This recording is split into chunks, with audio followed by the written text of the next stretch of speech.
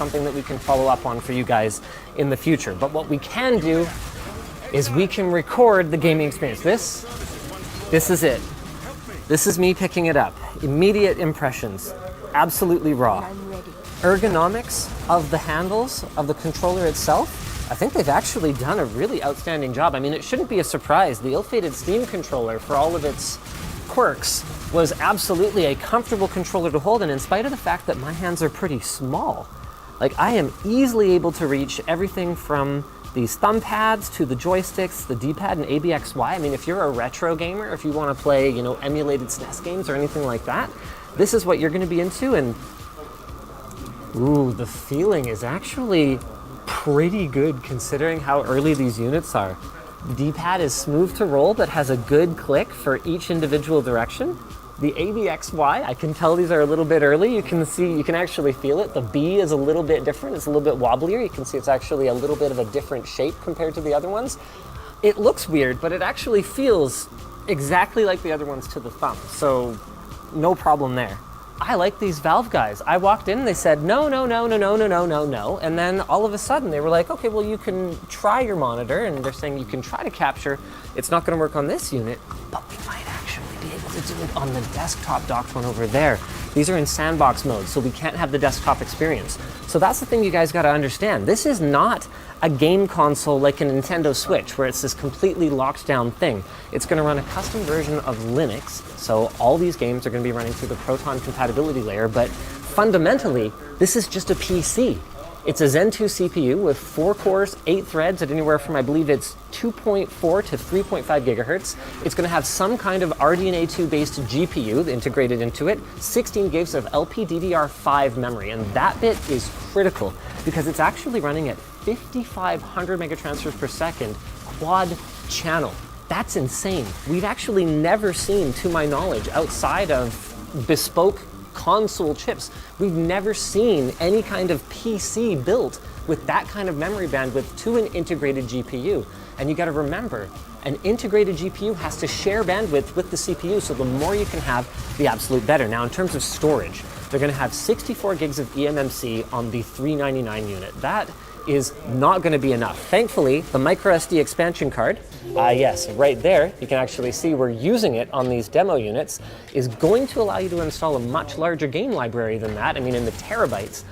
But microSD, I mean, especially when you consider the way that game development is going, relying on these super fast SSDs in the PlayStation 5 and the Xbox Series it doesn't feel very future-proof. If I were you, I'd go for the 256, which is going to be $529, or the 128, which is going to be $649. Now, that SSD is not upgradable, but I can pretty much guarantee that the good folks at iFixit will find a way.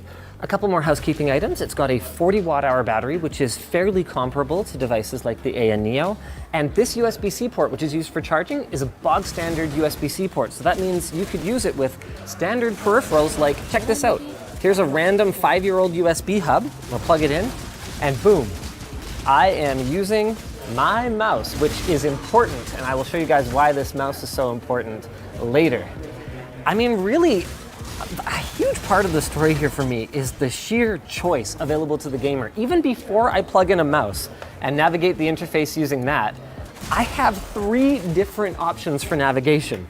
I can use the D-pad, I can use the thumbstick, I can use the touchpad, which I think they've still got a little bit of tuning to do on the haptics, but it is a very interesting feel. Definitely a step forward from the Steam controller of yore. Yeah, it's got a little bit too much like kind of vibration and not haptics right now. We're gonna tune it, he says. Yeah, I bet they will. Turning around to the back, we find a little confusing thing that may or may not get changed with the final units. Our whopping 4 buttons on both the right and left sides. So you got your L1, L2. This is an analog trigger, so it's gonna be great for throttle control and things like racing games, as well as L4 and L5 here. Is L3 bound to something else? It's bound to pressing down the stick. There you go. So it's just a little bit of a weird numbering thing. There are, in fact, 4 buttons down to each side, and it's kind of up to you to decide how you want to use them. After all that, I forgot about a control scheme. Touch. You can scroll through your game library, click on it, and boop, why don't we play some Doom Eternal? Now, Valve has taken some criticism for this move, with some people saying that 1280 by 800 is not enough resolution in the year 2021, but I'm going to defend them here, just like I did with the A Neo, and just like I did with the Nintendo Switch OLED edition. At this screen size, it is enough, and from my perspective, I would much rather be running at 60 frames per second more often, it's a 60 hertz display, compared to running at 30 frames per second and 1080p. And we are still limited by, what is fundamentally an ultrabook crammed into a handheld gaming console. How awesome is this? They're at exactly the same spot as my save game on the A Neo, which is just right near the beginning of the game. This is cool. This gives us a look at the pause menu, so we can adjust screen brightness, audio. Oh, that's right, it does have built-in microphones.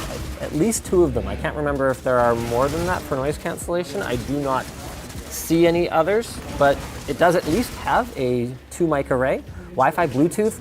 There's an advantage over the Nintendo Switch. Can you even believe the new OLED one is not going to support Bluetooth headphones still? I mean, talk about things that make no sense in 2021. That right there.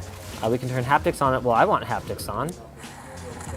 Okay, now something that is built into this game conveniently that they didn't tell me I'm not allowed to turn on is performance metrics. Oh, hold on a second. We got to tune this first, though. This is an ugly default setup here. You know what? Let's tune them both at the same time. Okay, yeah, running at native resolution. That is not going to be a thing. Overall quality medium.